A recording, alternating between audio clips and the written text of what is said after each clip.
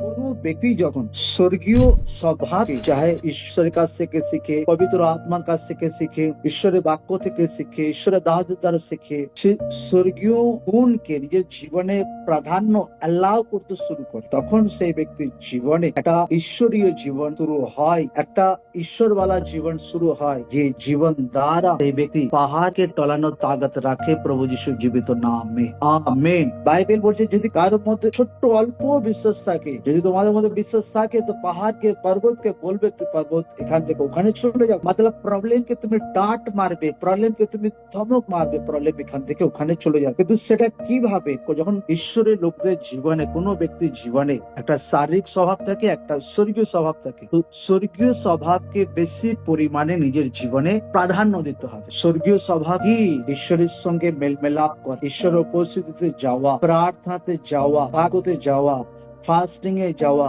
ঈশ্বরকে প্রেম করা, দুসরাকে প্রেম করা, দুসরাদেরকে মাফ করা, নিজের মন আত্মাকে তিক্ততা না রাখা, ভেতরে হিচকিচাট না রাখা, ঈশ্বরের প্রেম ভেতরে রাখা, এইটা হচ্ছে আপনি স্বর্গীয় তাগতকে নিজের জীবনে অ্যালাউ করছেন। লোকরা আমাকে বলুক, যীশু খ্রিস্ট যখন এই দুনিয়াতে প্রিচ করেছিলেন, লোকদের মধ্যে প্রিচ করতেন, আর লোকরা তাকে ধাক্কা ধাক্কি পাথর ছুঁড়ে মারার জন্য টার্গেট করতো, কিন্তু কেউ কিচ্ছু করতে পারে। কেন? প্রভু যীশু হিউম্যান কোয়ালিটিও তার মধ্যে ছিল এবং স্বর্গীয় কোয়ালিটি তার মধ্যে ছিল, বা স্বর্গীয় কোয়ালিটিকে তিনি বেশি প্রাধান্য দিয়েছিলেন তার জীবন।